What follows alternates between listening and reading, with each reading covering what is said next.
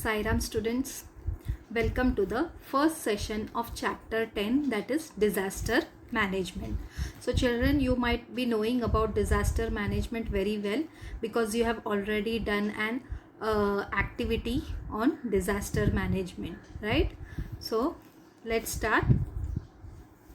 Now you can see the pictures over here, children, right? Here you can see there is an earthquake, right? Here this is a famine, right? This is because of the excess or heavy rain, volcano, storm, forest fire, right? So these are all various examples of disasters. Now these disasters, it can be caused by man also, or by it can occur naturally also, right?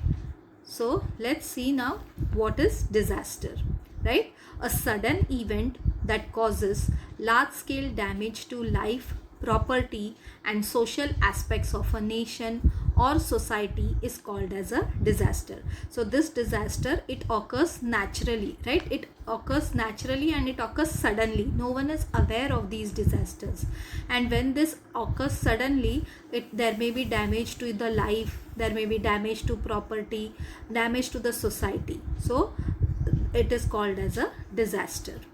Now let's see what is disaster management. Now disaster management means taking steps to prevent disasters, making plans to face disasters and developing the capacity for that is called as disaster management.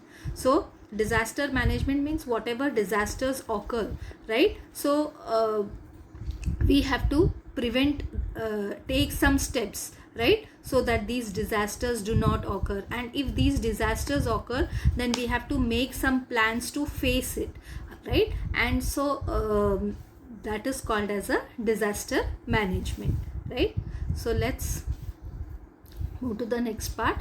So now, as I had told you children, you had learned last year also that there are two types of disasters, right? Man-made and natural disasters. So natural disasters means those disasters which occurs naturally, and man-made disasters means it has occurred by man, right? Man is responsible for such disasters, right? So now famine, lightning strike, this cloudburst, storm, etc. These are all natural disasters, right? So these disasters, they may cause damage to life or they may cause damage to property also, right? And these natural disasters, these occur because of the changes in the weather, right? So let's see one by one each and every disaster. Now the first disaster is famine. Now famine means, you can see the land over here, right? There are lot of cracks on the land. Now when does these cracks occur on the land, right? When suppose if you plant a tree, right, or you simply take some mud and you don't water it for many days, so what you will see cracks on it, right? So that is called as a famine, right? Loss of water, right? Or no water is there, right? So famine is a condition where there is severe scarcity of food grain and water, right? So let's see in detail. The condition that arises due to long-term and severe scarcity of food grains and water is called as famine. So just now I told you that there is severe scarcity. Scarcity means there is shortage of food grain and water. So that condition is called as a famine. Now this may occur because there is no rainfall in such regions, or there is less rainfall, and because of that there was low production of food grain, so no water is there. So in these areas famine can occur, right? Now this famine, it can be very severe, right? Because if there is no food, no water, how can the people survive, right? So the main cause of famine is natural phenomena, but famine condition is created by some human activities besides some natural events. Now, as I told you, famine, it is occurring naturally, it is a natural disaster, but in some cases it can be created by man also. So this famine, it can be, it is a natural disaster also, it is a man-made disaster also. Now we'll see what are the causes of famine. Now drought, heavy rains and flood, crops getting washed away or damaged in the flood, environmental changes such as temperature change, storms, cold waves or fog, damage of crops by animals like mice and rats, attack of pests, locusts, right? Now drought means where there is no rainfall or there is less rainfall, that condition is called as drought. Now sometimes because of heavy rains, what happens, the flood occurs and the crops, they all get washed away or they get damaged in that water, right? So then there are some, always there are temperature changes there, right? Otherwise, due to storms or cold waves or fog also, the crops, they may not grow properly. Then whenever the crops are grown, the animals like mice and rat, they damage the crops. Attack of pests means there are attack of insects, right? There are some insects who attack the crops. Locust means it is a largely, it is a large type of grasshopper, right? So, or diseases of crops, a natural calamity like earthquake, etc.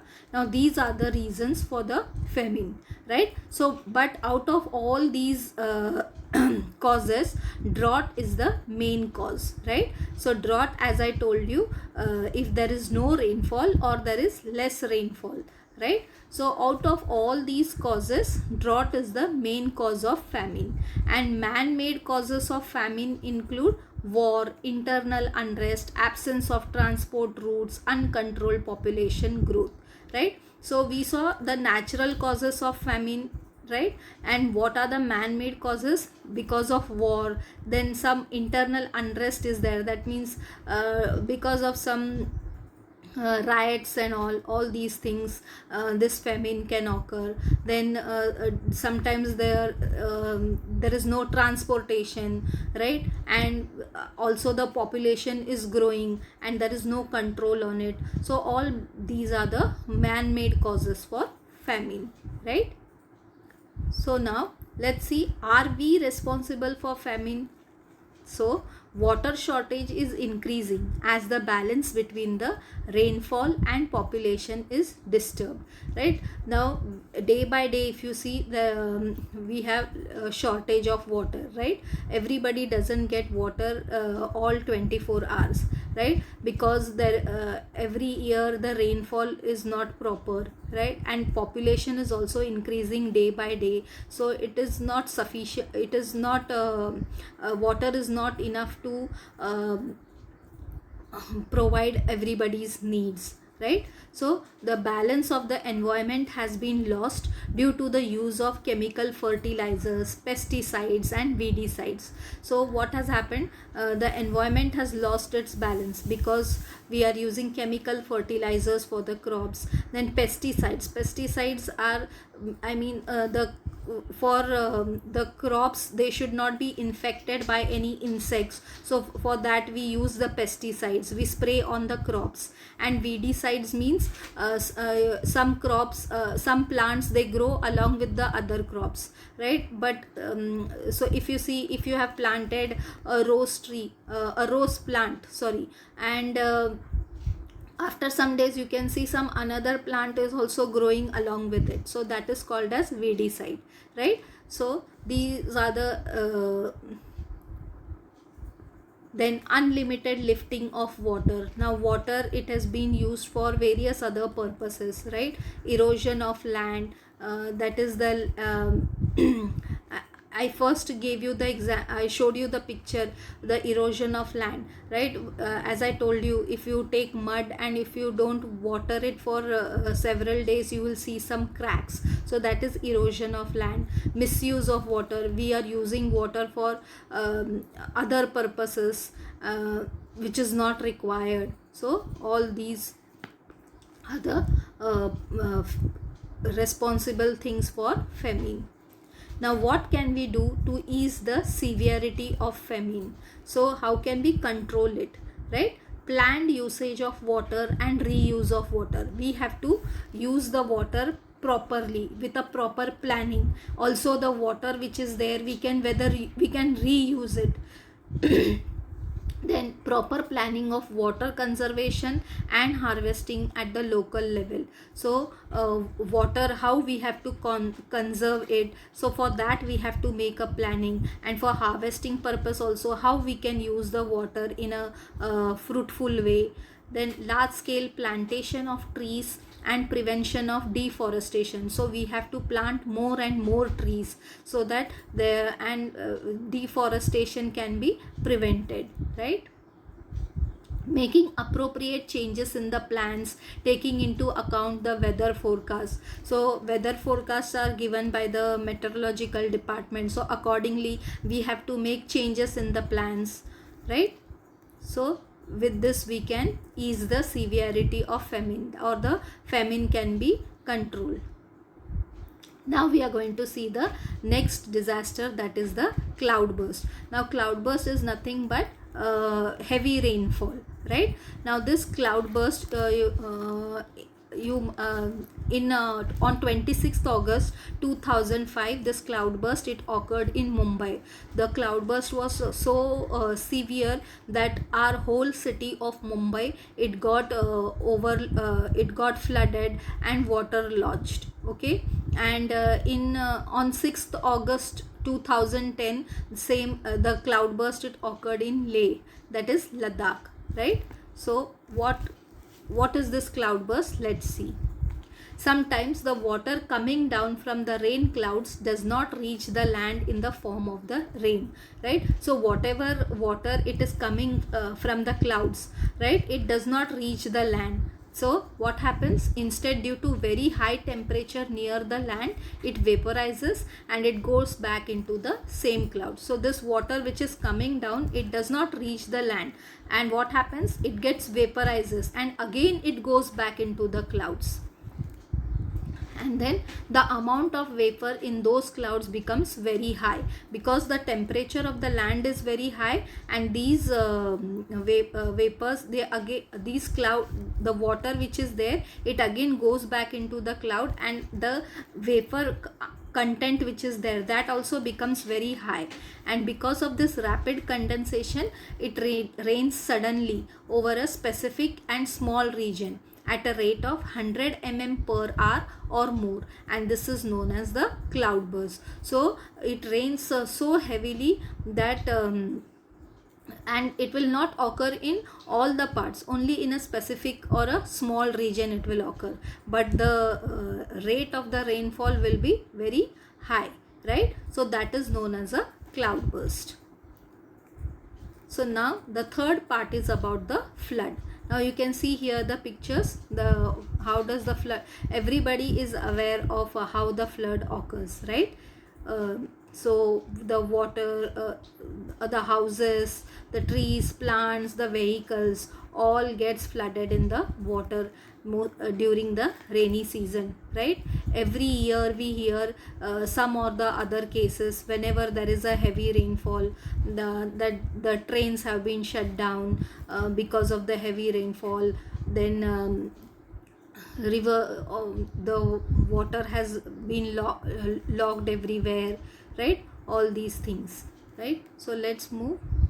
how can we take protective measures in view of the floods? Now, construction of small dams in mountainous regions. So what we can do, we can make small dams near the mountainous regions. Construction of percolation tanks. Now, percolation tanks means it is an artificial tank we can prepare, right? And where there is rainfall, there we can prepare an artificial tank, making the river beds flat.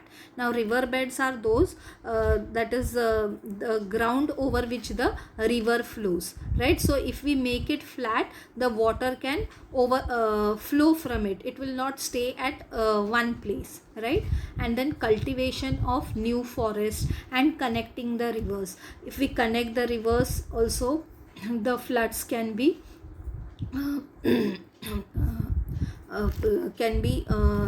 overcome, right? And we have to cultivate new forest. So these are the protective measures in view of the floods which we have to carry out, right? So children, so this is what in today's session. So let's recap what we have learned today. First we saw, children, what is a disaster. So you all know that this disaster, it occurs suddenly, right? A sudden change it occurs, and it causes damage to loss of life, property, society, right? And disaster management means taking steps to prevent these measures, or you can prevent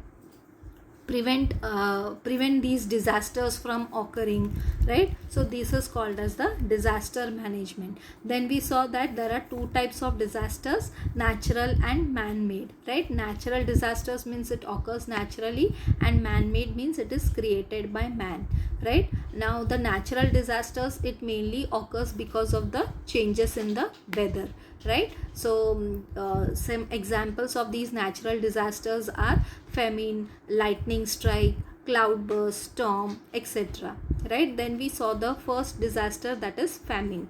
Now famine, it occurs because of the severe scarcity of the food grains and water, right? And drought, it is the main cause of famine. Drought means there is no rainfall, or there is very less rainfall in that region, right? So there are various causes of famine, but drought is the main cause, right? And after that we saw that famine, it can be caused by human activities also, because of war, because of uncontrolled population growth, then absence of transport routes. All these factors are responsible for the man-made famine, right? Then we saw how we can control this severe famine, right? After that we saw what is a cloudburst. Now cloudburst is nothing but some part of the water, it does not reach the land, right? So it goes back again into the clouds, and because the temperature of the land is very high, the amount of the vapor in the cloud also becomes very high, and because of this there is a heavy rainfall, and that also it will occur in only small region or a specific region, but at a very high rate, right? And because of this cloudburst, it can also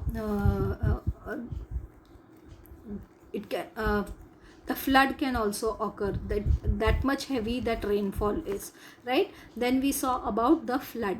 So what are the you all know what is a flood, and what are the things responsible, how we can take preventive measures for the flood, right? So in the next session, children, we will see some more disasters. Till then, goodbye.